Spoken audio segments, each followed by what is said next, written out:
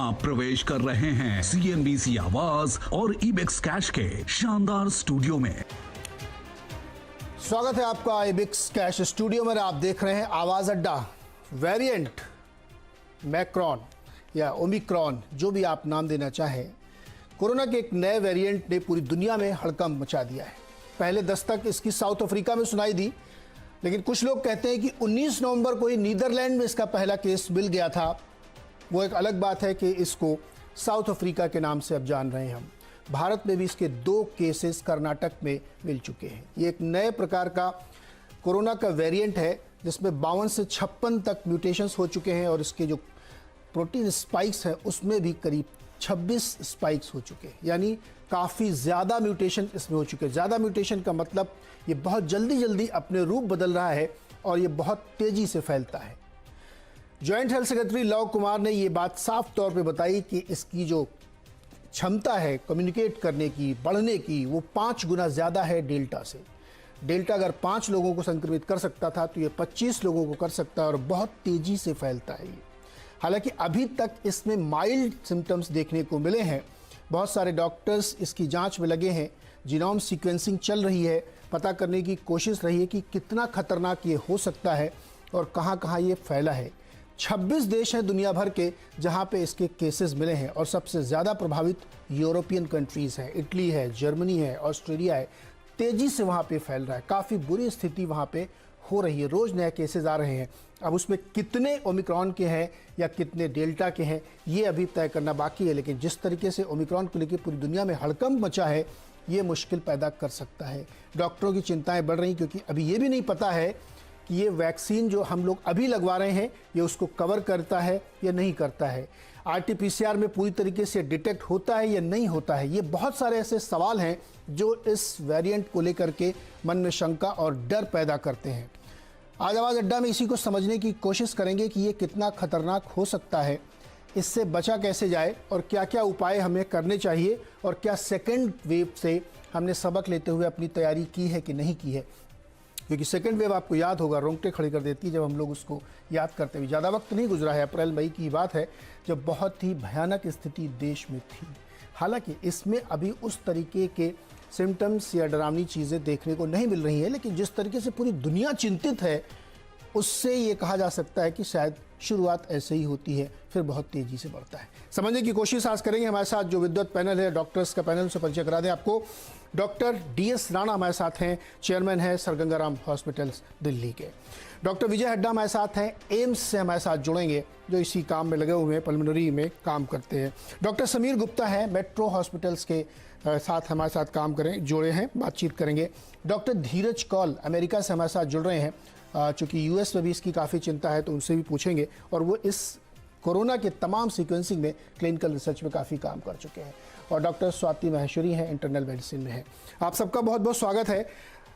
Doctor Rana, अगर आप तक मेरी आवाज़ पहुंच रही तो पहला सवाल आपसे ही है। ये जो ओमिक्रॉन या ओमाइक्रॉन या जिस भी नाम से इसको पुकारें, अभी तक ये बताया जा रहा है कि ये बहुत माइल्ड सिम्टम वाला है, लेकिन पूरी दुनिया जिस तरीके से परेशान है इसको लेकर के, कितना खतरनाक है ये, क्या जानकारी इसके बारे में है आपके पास? अभी नीरज जी आपने काफ़ी जानकारी दे दी है। देखो, एक वेरिएंट है, वायरस का एक नया रूप आ रहा है। इसी तरह आपको याद कराना चाहता हूँ कि 1 साल पहले अक्टूबर 2020 में भी डेल्टा ऐसे आया था। बाद में उसी डेल्टा की काफ़ी हमें भारी प्राइस देने पड़ी, जैसे आपने कहा कि रोंगटे खड़े हो जाते हैं। हमें कोई भी वेरिएंट सीधी फैल रहा है, ख़त्म नहीं हो रहा है, तो उससे सावधान रहना ही होगा। मैं यही कहूँगा कि पैनिक करने की ज़रूरत नहीं है, पर हमें सतर्क रहना है। और जैसे आप कह रहे थे कि इससे कैसे बचा जाए, बचने का तरीका यही है कि जहाँ तक रोक सकते हैं हम इसको देश में आने से रोकते। वो आज की डेट में बड़ा मुश्किल है कि कोई भी चीज़ किसी देश में नहीं रह सकती है सीमित, पर फिर भी जो मेजर्स ले सकते हैं वो लेने चाहिए। तो सबसे मेजर 2 ही हैं, वो चाहे वेरिएंट कोई भी हो, उसका रूप कोई भी हो। तो जो हम कर सकते हैं एज ए ड्यूटी वो यही है कि Covid appropriate behaviour, and most important है कि वैक्सीनेशन कराएं।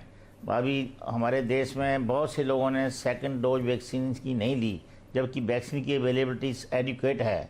और इसके अलावा बच्चों को वैक्सीन नहीं लगी है।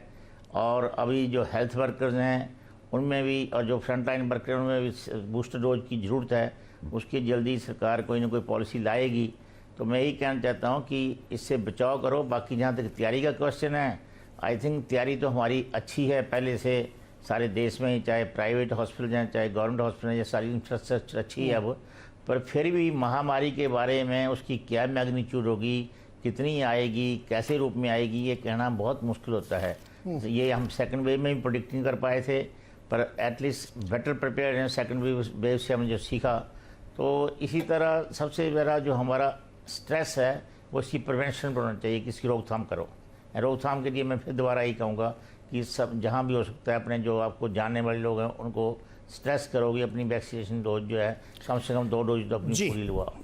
डॉक्टर राणा, ये तो बात सही है आपकी कि रोकथाम करें और हम लोग वो कोविड अप्रोप्रिएट बिहेवियर की तरफ लोगों का ध्यान लगातार दिलाते रहते हैं, लेकिन ये उन देशों से शुरू हो रहा है, उन देशों में फैल रहा है जहां डबल वैक्सीनेटेड परसेंटेज 70 पहुंच चुका है। डॉक्टर धीरज कौल, आप अमेरिका में रहते हैं, वहां बड़ी चिंता बढ़ रही है और ये आया भी उधर से ही है, यूरोप से।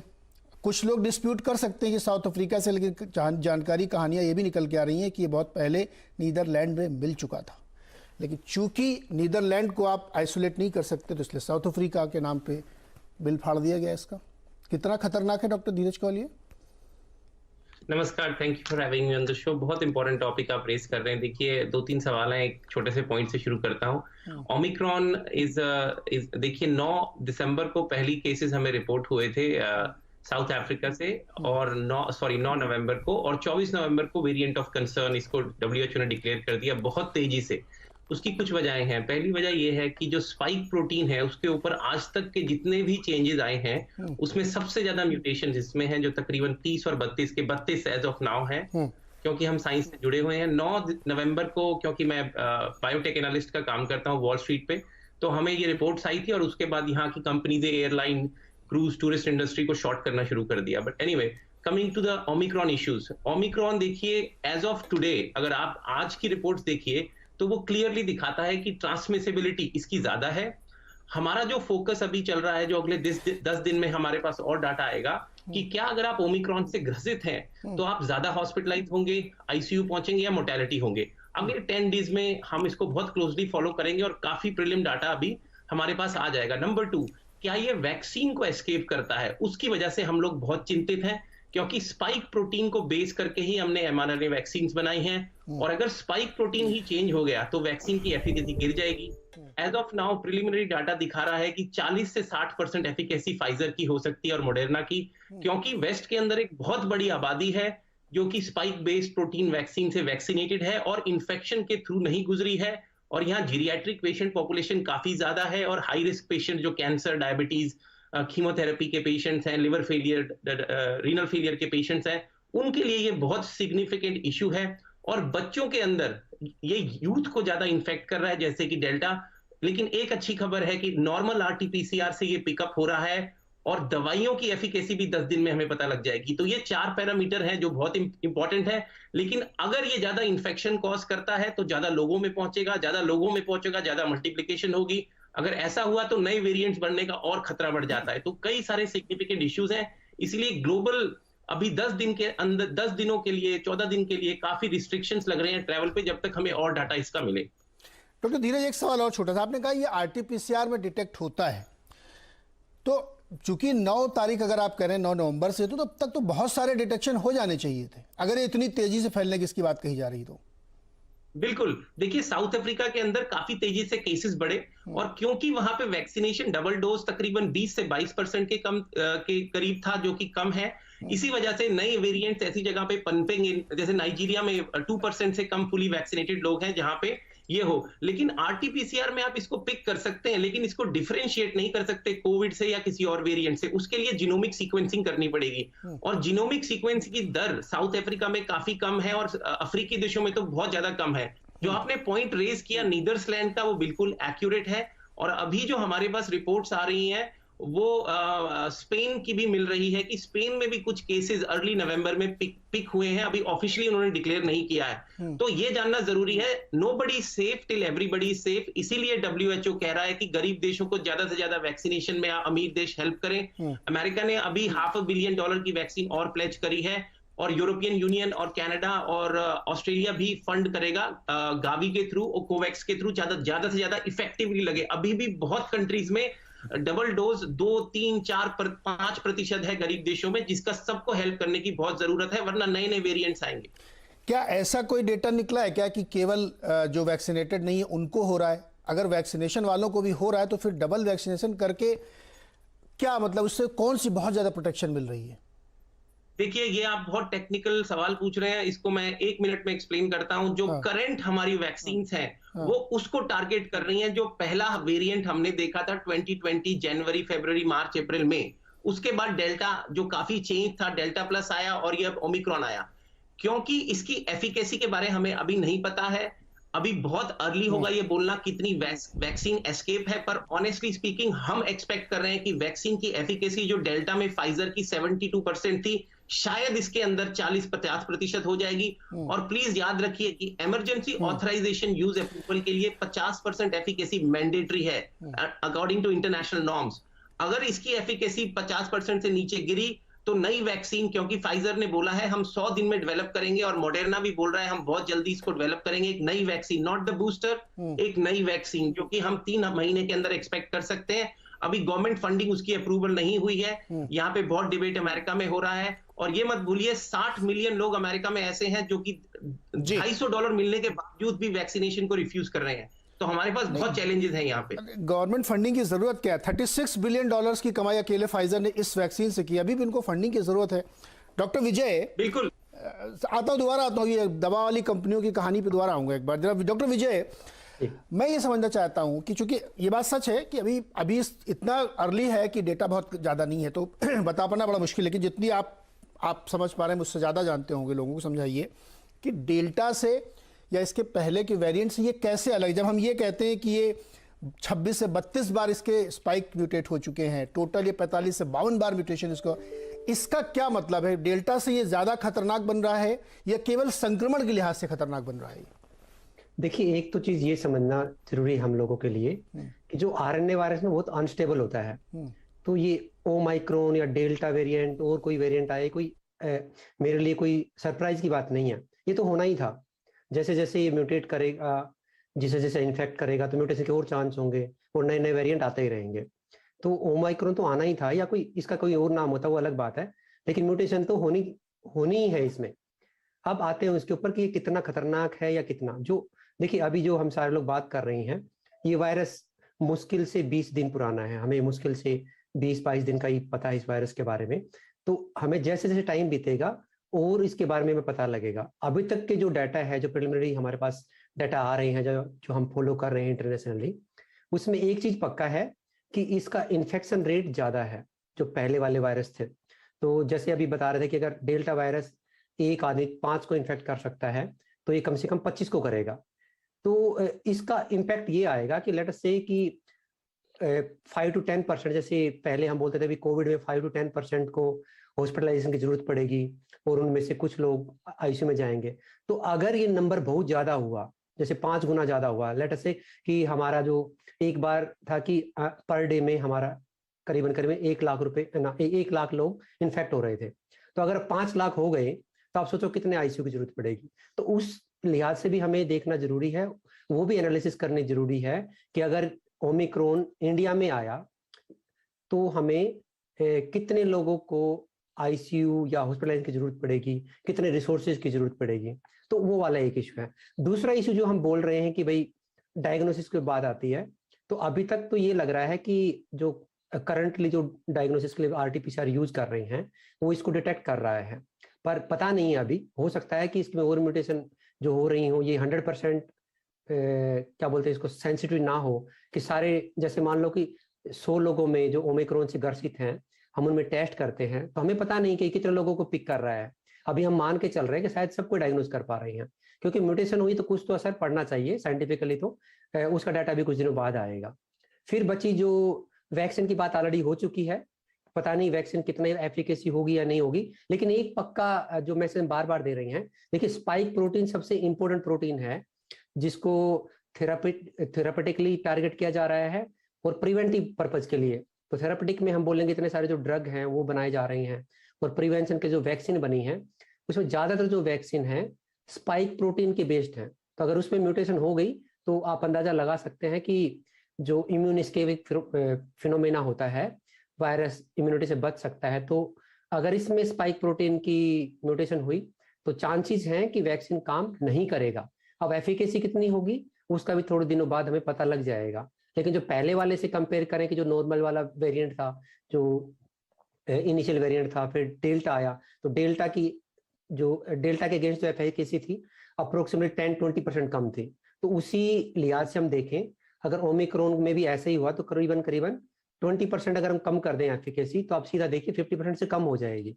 और 50% से कम हुई तो फिर से वही वैक्सीन शायद WHO उसको एक्सेप्ट ही ना करे कि इस डिजीज के अगेंस्ट ये वैक्सीन इफेक्टिव है।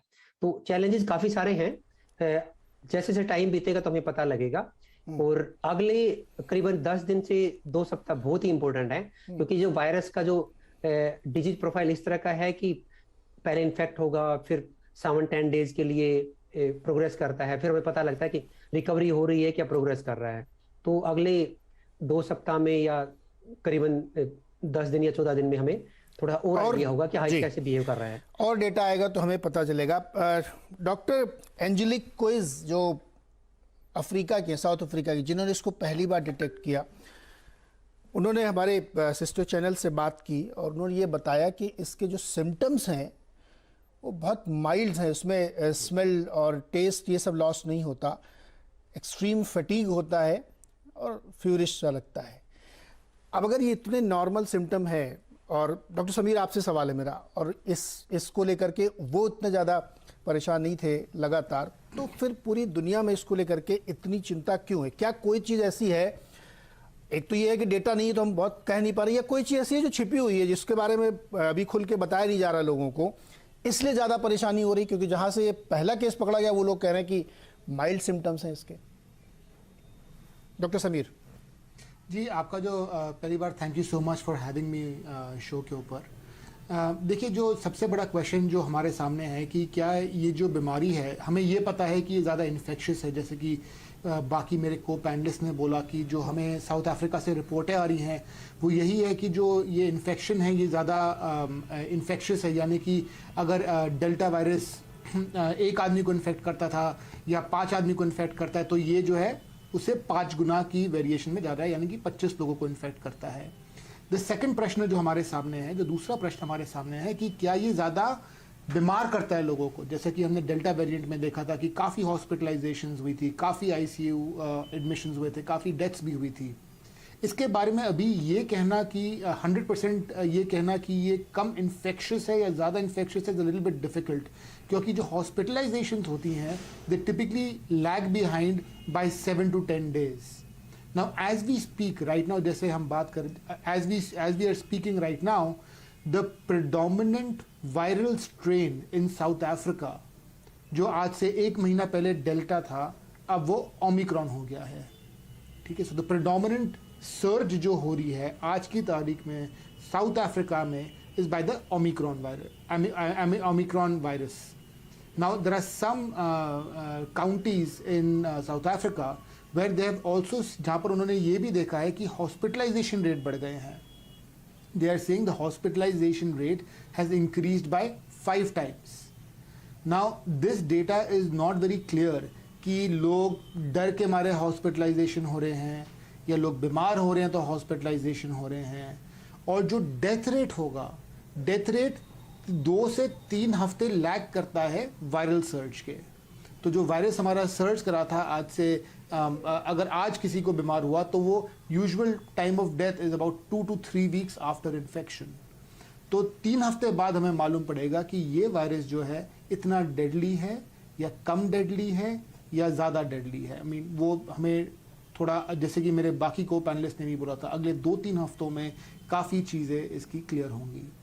द सेकेंड थिंग जो बहुत इम्पॉर्टेंट है कि नॉट जस्ट वैक्सीनेशन, ना कि सिर्फ जो टीके और वैक्सीन की बात कर रहे हैं, जो आज की तारीख में जो ट्रीटमेंट्स हैं, जो ओरल मेडिकेशंस हैं, क्या वो भी उतनी इफेक्टिव है, हाँ या ना? ये एक बहुत इंपॉर्टेंट क्वेश्चन है हमारे सामने। क्योंकि देखिए जैसे कि आपको याद होगा आज से एग्जैक्टली एक साल पहले लास्ट नवंबर जब प्रेसिडेंट ट्रंप को कोविड हुआ था और उनको रीजेनरॉन की एंटीबॉडीज मिली गई थी, सो दैट टाइम वो एक्सपेरिमेंटल थेरेपी थी। और उसके बाद वो सामने आई और मेन स्ट्रीम थेरेपी बनी और उसका काफ़ी अच्छा डेटा आया। अब वो एंटीबॉडीज भी स्पाइक प्रोटीन को देखती हैं और इस बार और इस वेरिएंट में जो स्पाइक प्रोटीन पे जो म्यूटेशंस हुई हैं वो डेल्टा वायरस में 7 म्यूटेशंस हुई थी, ओमिक्रॉन में अबाउट 32 म्यूटेशंस हुई हैं। जी। And not just that, there is something called the receptor binding site, जहाँ पर जो स्पाइक प्रोटीन के ऊपर भी एक रिसेप्टर बाइंडिंग साइट होती है। उसमें डेल्टा वायरस में 2 म्यूटेशंस हुई थी और इसमें 10 म्यूटेशन हुई हैं। सो ओवरऑल काफ़ी ज़्यादा म्यूटेशंस हुई हैं स्पाइक प्रोटीन में और रिसेप्टर बाइंडिंग साइट में। इसलिए सारे प्रश्न सामने आ रहे हैं कि क्या ये वैक्सीन, ये जो एफिकेसी को कम करेगा वैक्सीन की, क्या थेरेपीज काम करेंगी नहीं करेंगी। There are some documents, some preliminary documents आए हैं सामने जिसमें देयर इज सम कंसर्न कि जो ये एंटीबॉडी जो ट्रंप को दी गई थी रिजेनरॉन, क्या वो कम इफेक्टिव होगी इस वेरिएंट के against. So you know there is a lot we know but there is a lot more we don't know. Doctor Sameer, चीजें पता आपने दो बहुत सारी चीजें सामने हैं जो हमें नहीं पता। जी, 2 बहुत महत्वपूर्ण बातें आपने कही। एक, आपने ये कहा कि 3 हफ्ते बाद पता चलता है कि इसमें कैजुअलिटी, इसकी सीवियरिटी कितनी है। तो अगर मैं 9 तारीख को पहला केस मान लूं कि ऑफिशियली 9 को पहला था, तो नेक्स्ट वीक या करंट वीक बहुत इंपॉर्टेंट होगा इस लिहाज से। दूसरी बात आप जो बहुत ही महत्वपूर्ण, इससे भी ज़्यादा महत्वपूर्ण है, वो ये कि जो उस सेकंड वेव में या फर्स्ट वेव के दौरान हमने HCQC, आइवरमेक्टिन, पता नहीं तरह तरह की बहुत सारी दवाइयाँ लोग खाते थे, ये दी जाती थी 15-15 दिन के कोर्स में, वो काम करेंगी कि नहीं, ये बड़ा बिग चैलेंज है। इसमें मैं दोबारा आपके पास आऊँगा, लेकिन डॉक्टर स्वाति, आपको ऑब्जर्वेशन क्या कहता है? इसमें एक और थ्योरी जोड़ देता हूँ मैं पढ़ रहा था, पता नहीं कितनी सच है, लेकिन वो मैंने पढ़ा इसलिए आप लोगों से शेयर कर रहा हूँ कि जब अफ्रीका में ये केसेस आए, पहला डिटेक्ट हुआ, तो ऐसा बताया गया कि जो किसी एड्स पेशेंट को ये हुआ था कोरोना, वहां से निकल के आया। तो क्या उसका भी कुछ इंपैक्ट इसमें होगा क्या? देखिए नीरज जी, जो ये वायरस है, आरएनए वायरस है और ये जल्दी जल्दी म्यूटेट करता है, लेकिन ये खास तौर से देखा गया है कि जितने भी लोग ऐसे होंगे जो बहुत इम्यूनो कॉम्प्रोमाइज्ड होंगे, जैसे कि साउथ अफ्रीका में जिनमें ये वेरिएंट डेवलप हुआ, वो काफी कॉम्प्रोमाइज्ड पेशेंट था क्योंकि HIV हुआ था और तरह तरह की और कोमॉर्बिडिटीज थी। तो जब भी वायरस को ऐसा मौका मिलेगा कि लड़ने वाला व्यक्ति जो है वो ज्यादा सक्षम नहीं है, तो वायरस अपना और प्रचंड रूप लेकर के सामने आने की संभावना रखता है।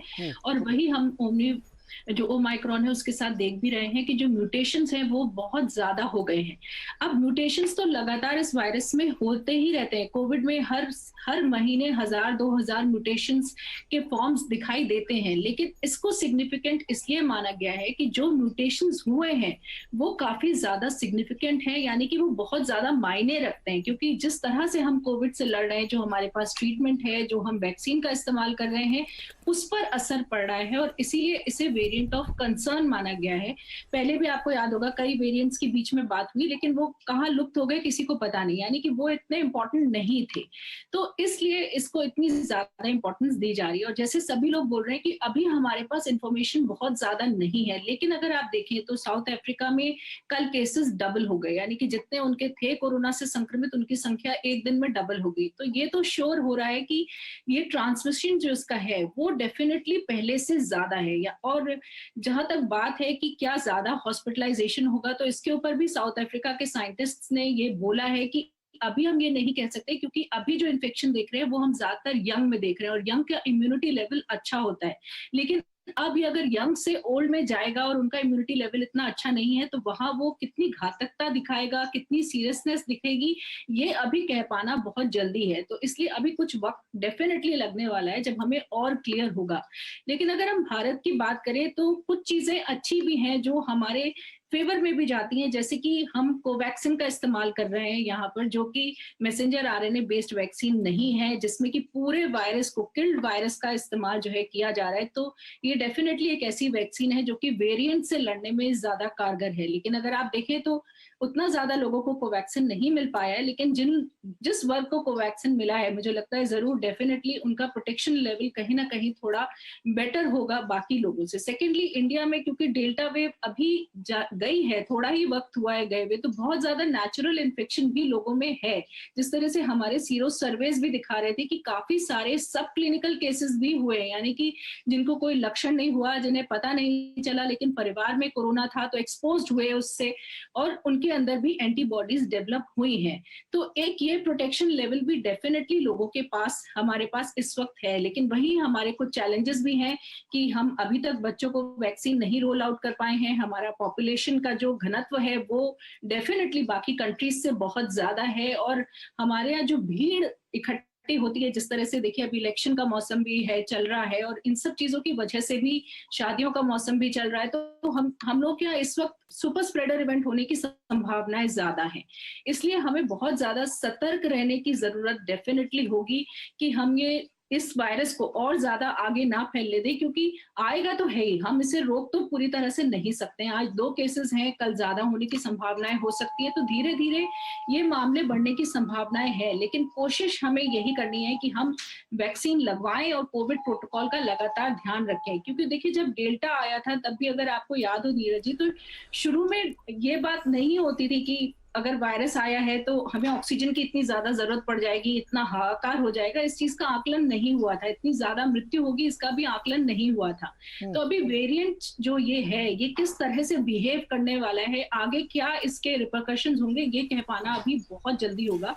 तो समय के साथ धीरे धीरे ये चीजें जरूर जो है क्लियर होगी। लेकिन इस तरह से हम लोग लगातार बात कर रहे थे, एक सुर में सभी ये बात बोल रहे थे कि अब तीसरी लहर की संभावनाएं नहीं दिखती है अंटिल एंड अनलेस कोई नया वेरिएंट सामने ना आ जाए। नहीं देखिए, यूएस में तो पता नहीं 5वीं 6वीं कौन सी लहर चल रही है। 1 दिसंबर को वर्ल्ड वाइड 7,04,256 केस आए हैं। 7 लाख 1 तारीख को, अभी 2 तारीख का अपडेटेड डेटा नहीं मेरे पास, और अकेले अमेरिका में 1,37,000 केसेस हैं। डॉक्टर कॉल, आपके देश में तो बहुत तेजी से फास्टेस्ट वैक्सीनेशन हुआ था, समय से पहले वैक्सीन बन गई थी, डबल ट्रिपल वैक्सीन भी डबल लग चुकी है, ट्रिपल की बात चल रही है, बूस्टर डोज लगने की बात चल रही है, फिर भी कंट्रोल नहीं हो रहा आपके यहाँ, क्यों? देखिए बिल्कुल सही बात बोल रहे हैं। पिछले 6 हफ्तों के अंदर हमारा जो रेट था न्यू इन्फेक्शन का, वो ऑलमोस्ट आई वुड से 150% बढ़ चुका है। जो 40-50 हजार नए केसेस अक्टूबर 24 के करीब आ रहे थे, अब हमारे पास 1,20,000 केसेस हैं। और ये जो नई वेव की सर्ज है, इसके पीछे बहुत सारे रीजंस हैं। फर्स्ट रीजन ये है कि हमारी बहुत बड़ी आबादी नॉन वैक्सीनेटेड है, उनको हम जितना भी मोटिवेट करें, पैसा दें, वो रिफ्यूज कर रहे हैं। 60 मिलियन के करीब, जो भारत में फॉर्चुनेटली इतना इशू नहीं है। सेकंड ये है कि हमारा कोविड एप्रोप्रिएट बिहेवियर 0 ना मात्र रह चुका है। अगर आप ट्रेन में जाइए, बसेस में जाइए, सिर्फ वो कंडक्टर मास्क डाल रहा है। और यूथ, क्योंकि यहाँ फेस्टिवल्स थे, थैंक्स गिविंग था, अब क्रिसमस और न्यू ईयर आ रहा है और भी बढ़ेगा। तो ये 2 इश्यूज हैं। तीसरा इश्यू जो हमारे लिए सबसे बड़ा कंसर्न है, और अभी स्वाति जी ने बोला, वो देखिए ये जो स्पाइक प्रोटीन की एग्रोगेटेड म्यूटेशंस हैं, ये समझना जरूरी है। वायरस मल्टीप्लाई करेगा, रेप्लिकेट करेगा, म्यूटेशंस आएंगी। कुछ म्यूटेशंस वायरस के पॉजिटिव में जाती हैं, कुछ नेगेटिव के जाती हैं। जो पॉजिटिव में उसको सर्वाइव के सस्टेन करती हैं, उसका सारी म्यूटेशंस का अभी तक का जो एग्रीगेट बन रहा है, उसका सबसे ज्यादा म्यूटेशन स्पाइक प्रोटीन में आज तक किसी भी ने हमें दिखाया है, वो ओमिक्रॉन है। तो ये इसीलिए इतना कंसर्निंग आपको दिख रहा है, इसलिए आप फाइनेंस में हैं, आप देख रहे हैं पूरी मार्केट्स क्रैश कर रही हैं, फ्यूचर्स की तरफ हमें कुछ दिख नहीं रहा। और तीसरी बात जो सबको ये समझना जरूरी है, कोवैक्सीन के लिए मैं बार बार ये बोलता हूं पिछले साल से, जब दिस ईयर अर्लियर से आपके शो पे भी, क्योंकि वो पूरा लाइव डेड वायरस आपको एक्सपोज करती है। तो वैक्सीन एस्केप का फिनोमिना एक कंप्लीट डेड वायरल वैक्सीन में वे कम होता है। तो मुझे लगता है कोवैक्सीन जो अभी रिसेंटली WHO ने अप्रूव की है, उसका इंटरनेशनल मार्केट में और डिमांड बढ़ेगा। और तीसरी बात जो सबसे जरूरी है वो ये है कि इंटरनेशनल कम्युनिटी अब ज्यादा से ज्यादा फंड करेगी लोगों को, ताकि वो वैक्सीन दूसरे देशों में लगाएं। और आज भी अमेरिका में तकरीबन 40% वुमेन हु आर प्रेग्नेंट, उनको सिर्फ 40% वैक्सीनेशन करवाना चाहती हैं जो प्रेग्नेंट हैं या प्रेग्नेंट। डॉक्टर कॉल, आप लोग इतने केयरलेस क्यों हैं भाई? आपके यहाँ तो वैक्सीन भी है, सब कुछ है, पैसे हैं, पढ़े लिखे समझदार, फिर भी आप इतने केयरलेस कैसे हैं? देखिए sometimes too much information and too much freedom may be little dangerous, क्योंकि यहाँ पे डेमोक्रेसी फुल ब्लोन है, सबके पास राइट है, vaccination is a fundamental right, आप रिफ्यूज कर सकते हैं, जबकि इंडिया में भी है।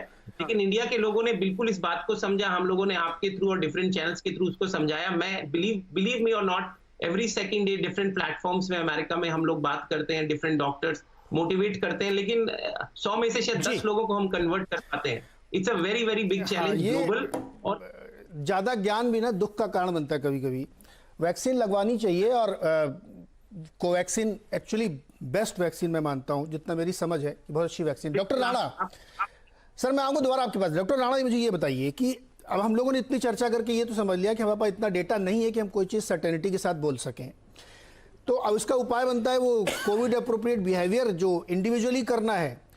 तो इंसान है, लोग हैं, केयरलेस हो जाते हैं। वहाँ थैंक्स गिविंग चल रहा था, तो यहाँ दिवाली चल रही थी, तमाम शादी विवाह और चुनाव।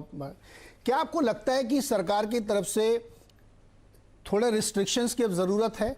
मैं लॉकडाउन शब्द यूज़ नहीं कर रहा हूँ, लेकिन कुछ ज़रूरत है कि रिस्ट्रिक्शंस लगाए जाएं, वरना फिर फैल जाएगा ये। डॉक्टर राणा? रिस्ट्रिक्शन की जरूरत है, पर मैं सोचता हूँ कि रिस्ट्रिक्शन के लिए हम बार बार टीवी पर, प्रिंटेड मीडिया में सब जगह बोलते रहते हैं, पर उसके बावजूद भी ईमानदारी से कोविड अप्रोप्रिएट बिहेवियर नहीं होता है। मैं तो देख लिया है, चाहे कोई पब्लिक प्लेसेज हैं या हमारे फंक्शन हैं। तो तब मैं यही कहता हूँ कि जो भी है, और हम लकी हैं कि हमारे पास कोवैक्सीन जो है वैक्सीन है, कोविशील्ड है, और पर्याप्त मात्रा में अवेलेबल है। मैं तो बार बार यही कहूँ कि जो हो सकता है वो करिए। करना तो अप्रोप्रिएट बिहेवियर चाहिए, फिर बोलने के बावजूद भी, सेलिब्रिटी में बोला सब, उसके बावजूद भी लोग जो हैं वो ईमानदारी से उसको नहीं करते हैं। करते हुए तो मास्क नहीं प्रॉपर तरीके से पहनेंगे, पर आप करते रहिए, कम से कम जो कर समझते हैं वो तो करेंगे। पर ये देखने में आया है कि पूरा बोलने के बावजूद जो आप कहते हैं रिस्ट्रिक्शन इम्पोज करने से कोई, मैं नहीं सोचता हूँ कि कोई बड़ी चीज़ में कोई बड़ा हासिल होता है। पढ़े लिखे लोग हैं मोस्टली, वो कर ही देंगे, और जो काफ़ी अनपढ़ लोग हैं वो समझते हैं, जैसे गांव में लोग समझते हैं कि कोई ये चीज़ शहर की बीमारी हमारी है ही नहीं। इसके बावजूद कि जबकि कोविड, जब डेल्टा वेरिएंट आया, जब काफ़ी डेथ्स भी हुई, अभी तक कोई वहाँ लोग इसको ज़्यादा खतरनाक कोई बीमारी नहीं समझते हैं। पर हमारा फर्ज है कि हम बोलते रहें, जितना भी होगा कुछ ना कुछ तो फ़ायदा होगा। हाँ, नहीं, इसमें तो हम लोग भी लगे हुए हैं, शुरू से ये बोलते रहते हैं कि मास्क लगाइए, अप्रोप्रिएट बिहेवियर करिए, लेकिन कई बार क्या अक्सर ऐसी चीज़ें हो नहीं पाती, ह्यूमन बिहेवियर छूट जाता है। अब देखिए अमेरिका में नहीं हो पा रहा, तो यहाँ तो और ज़्यादा ढिलाई हो जाती कई बार। छोटा सा एक ब्रेक लेना है मुझे, ब्रेक से लौट के आके इस चर्चा को आगे बढ़ाते हैं कि रोकथाम के उपाय क्या है। मैं नहीं चाहता कि फरवरी 2021 जैसी सिनेरियो बने कि हम बिल्कुल रिलैक्स रहें और उसके बाद सिचुएशन खराब हो। ब्रेक के बाद इस पर बात करेंगे।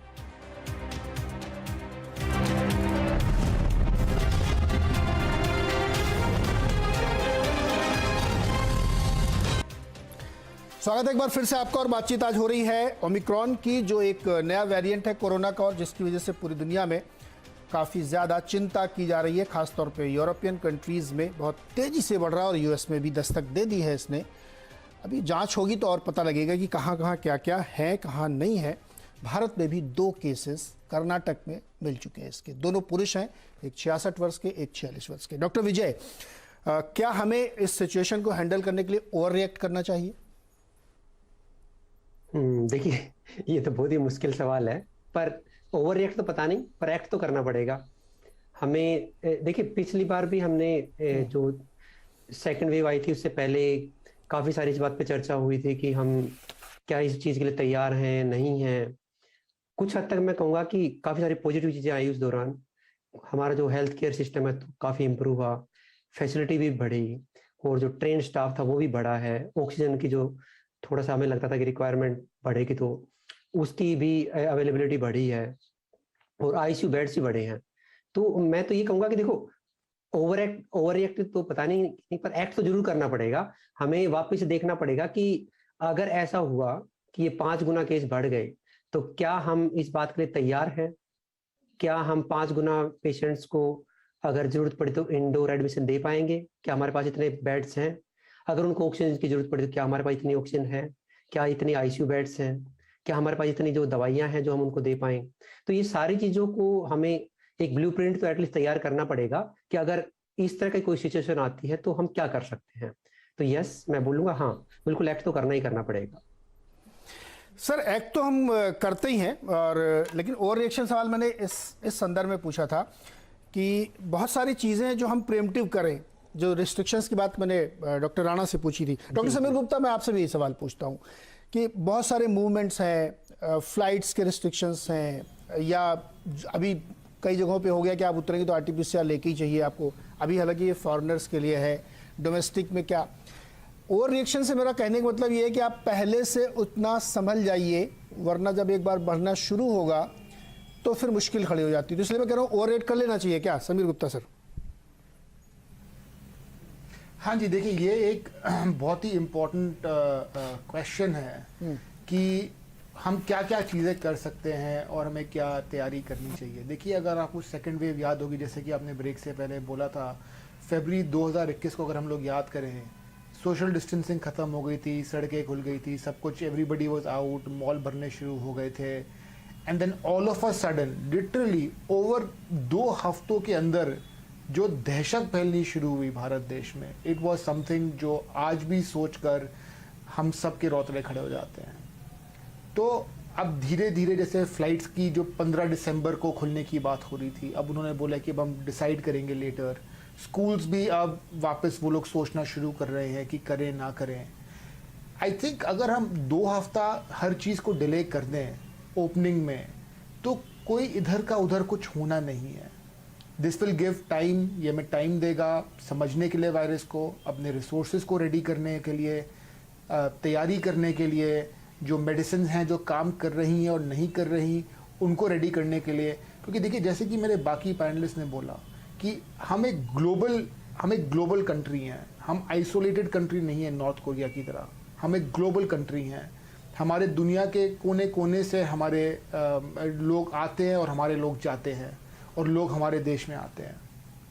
तो ये प्रश्न ये नहीं, अगर कोई कंट्री आज की डेट में ये कहती है कि हमारे पास ओमिक्रॉन नहीं है, तो वेरी गुड, अभी तक नहीं है लेकिन आ जाएगा। जब डेल्टा वेरिएंट इंडिया में आया था और इंडिया में उसने दहशत फैलाई थी, तो बाकी पूरी दुनिया देख रही थी, कहती जी हमारे पास तो डेल्टा है नहीं। और आज की डेट में देखो, 4-5 महीने बाद delta variant is the predominant variant all over the world. अगर कहीं पर भी जो वेव्स आई हैं, उसमें delta variant has become the predominant variant. तो आई थिंक हम सबको कॉशियस रहना चाहिए, हम सबको धीरे धीरे अपनी सोशल डिस्टेंसिंग, मास्किंग, इन सब चीज़ों पे वापस ध्यान देना चाहिए। हॉस्पिटल में मैं काम करता हूँ, तो वहाँ पर इतने सारे लोग आते हैं जो मास्क अब उतार देते हैं, मास्क होता नहीं उनके पास, और उनको हम फिर रिमाइंड करते हैं कि अभी कोविड ख़त्म नहीं हुआ, प्लीज़ मास्क पहनिए, प्लीज़ अपने सोशल डिस्टेंसिंग करिए।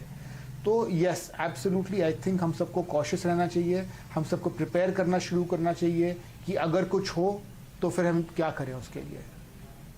जी डॉक्टर स्वाति, हम लोगों के बहुत सारे लोग वैक्सीन लगवा चुके हैं। आज जो नंबर दिए गए हैं वो काफ़ी बड़े हैं, उसमें 120 करोड़ लोगों के आसपास करीब वैक्सीन सिंगल डोज लग चुकी है, और डबल डोज की संख्या भी काफ़ी बड़ी है, हालांकि बच्चे अभी उसमें से बाकी हैं। लेकिन चूंकि इसमें अभी पता नहीं है ना, कई जगहों पे केस है कि वैक्सीनेशन के बावजूद इसमें हो रहा है, तो भारत जैसे देश में ये एक हैज भी लोग कहते हैं कि यहाँ पे ज़्यादा बुरी तरीके से सेकंड वेव हुआ था, तो एक नेचुरल इम्यूनिटी भी बढ़ जाती है, प्लस वैक्सीन की बढ़ जाती है, तो इस वजह से थोड़ा रिलैक्सेशन लोग ले लेते हैं।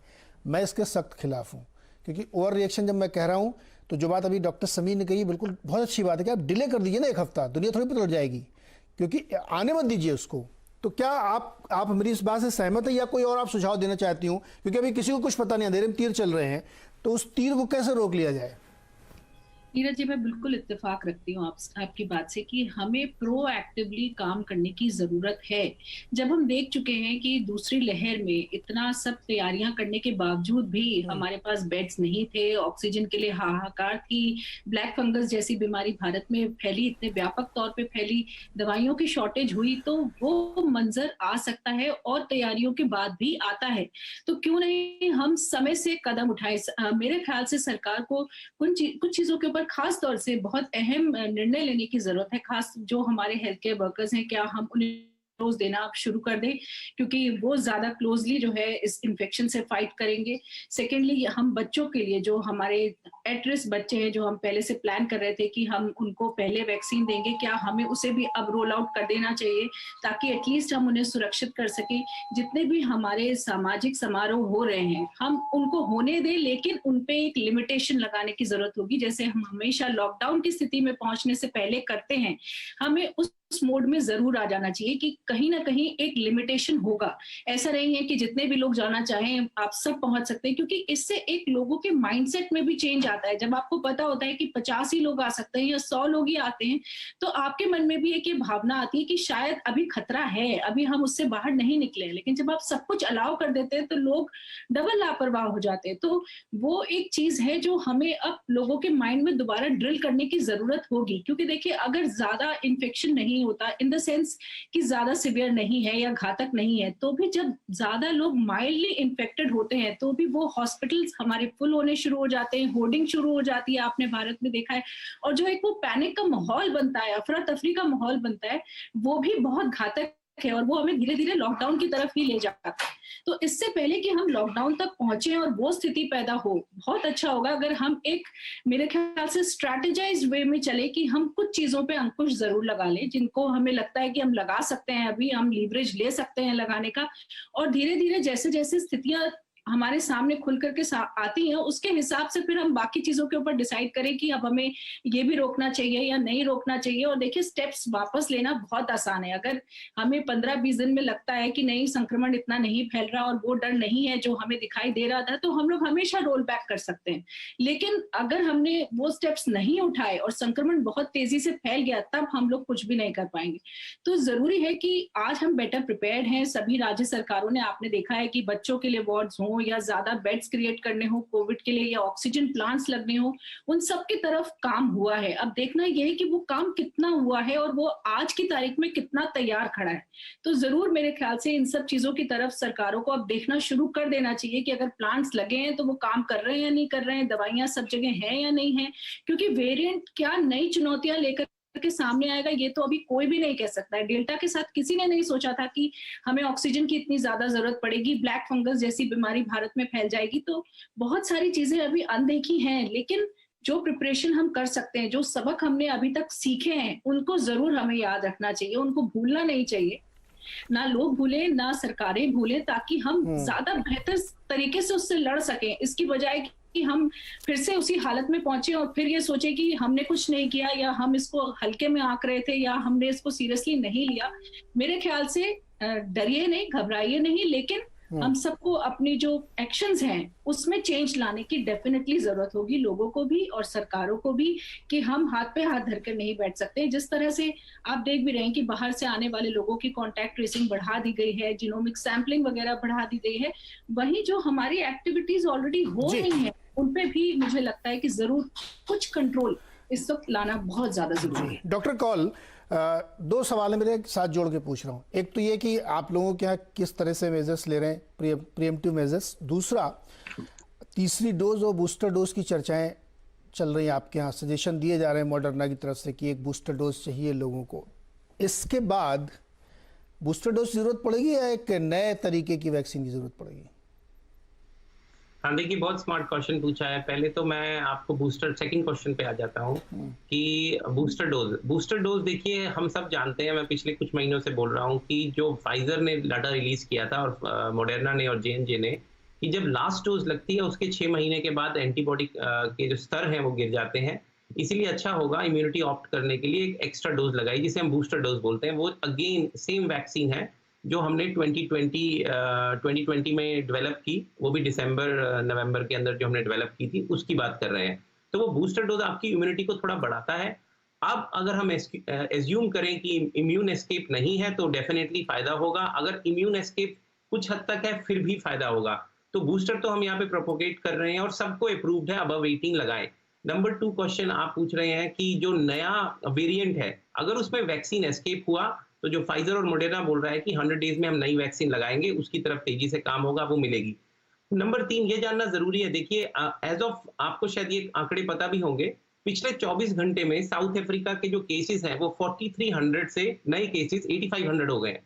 मतलब 100% spike in the new cases in 24 hours. ये बहुत कंसर्निंग है, क्योंकि अगर इन्फेक्शन तेजी से फैला, जैसे कुछ पैनलिस्ट ने अभी बोला, और हम इसको किससे कंपेयर कर रहे हैं? हम इसको अल्फा से नहीं, हम इसे डेल्टा से कंपेयर कर रहे हैं।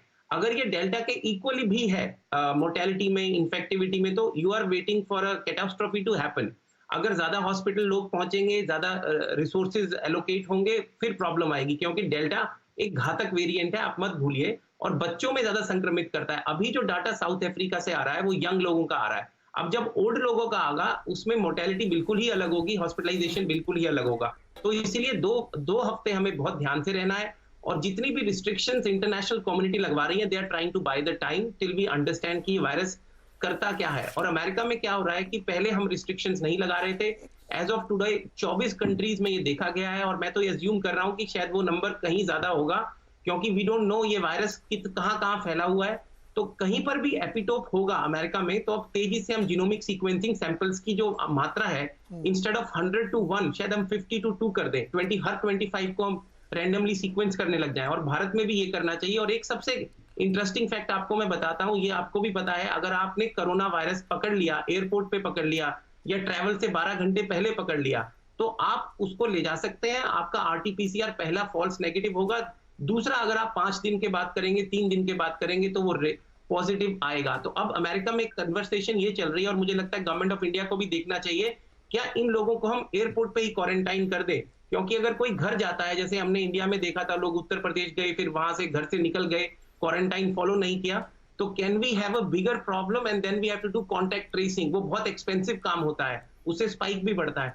तो जब तक हमारे पास पूरे आंसर्स नहीं है, जब तक हमारी आबादी को, अभी भी अमेरिका में 70% आबादी फुली वैक्सीनेटेड नहीं है, तकरीबन 59% है, और बूस्टर भी अभी तक कम लोगों को लगा है, और बच्चे जो अभी 5 से 11 साल का अप्रूवल है वो कम है, और भारत में तो 18 साल से कम। लेकिन डॉक्टर धीरज, कॉन्ट्रैक्ट ट्रेसिंग तो करनी पड़ेगी। मैं तो कह रहा हूं कि बोर्ड करने से पहले उसको रोकिए। अब बोर्ड कर लिया उसने, तो उससे पहले वो कॉन्ट्रैक्ट दे के आया सबको, बोर्डिंग क्यों करनी? नहीं, पर एक बात समझिए ना, सपोज आपने ये वायरस 24 घंटे पहले पकड़ा, और आप आ गए इंडिया 24 घंटे बाद, हो गए 48 आवर्स, आपका पहला RT-PCR बहुत अच्छा चांस है कि नेगेटिव हो, आपको घर भेज दिया गया, और आपका रिपीट RT-PCR नहीं हुआ, आपके सिम्टम्स आए, पता लगा ये ओमिक्रॉन था और फैल गया। तो इसीलिए क्या एयरपोर्ट पे हम उन्हें 5 दिन तक क्वारंटाइन करें? इसीलिए ट्रैवल रिस्ट्रिक्शंस पे अभी सारी कंट्रीज, आप कोट माय वर्ड्स, सारी कंट्रीज में आप देखेंगे ट्रैवल रिस्ट्रिक्शन लगेगा, और मुझे लगता है लगना भी चाहिए, ताकि we can buy some time. Financial implication short term में इसके हैं, मैं फाइनेंस से जुड़ा हूं,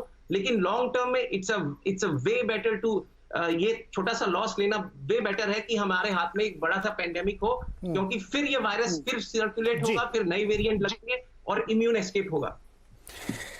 जी, इसको बहुत प्रिएम्प्टिव एक्शन लेके रोकना पड़ेगा, अदरवाइज ये चिंता बढ़ सकती है। अभी कंफर्ट में है क्योंकि बहुत ज़्यादा केसेस बढ़े नहीं, लेकिन जिस रफ्तार से बढ़ रहे हैं केसेस, वो बहुत चिंता की बात है। और यूरोप और अमेरिका में जो केसेस बहुत सारे बढ़े हैं वहाँ पे, वो मुझे नहीं पता कि वो ओमिक्रॉन वाले भी उसमें कितने शामिल हैं, ये सब आगे ट्रेसिंग में पता चलेगा। तो नेक्स्ट 10 डेज बहुत इंपॉर्टेंट हो सकते हैं इसकी जानकारी के लिए। लेकिन एक बहुत महत्वपूर्ण मुद्दा मैं शो क्लोजिंग के समय आप लोगों के सामने रखना चाहता हूँ। ये दुनिया भर में देखिए 70% अमीर देश के लोगों को वैक्सीन डबल हो चुकी है, लेकिन जो गरीब देश हैं, बिलो पॉवर्टी वाले हैं या गरीब देश हैं, इमर्जिंग में हैं, 7.5% डबल वैक्सीनेशन हुई है।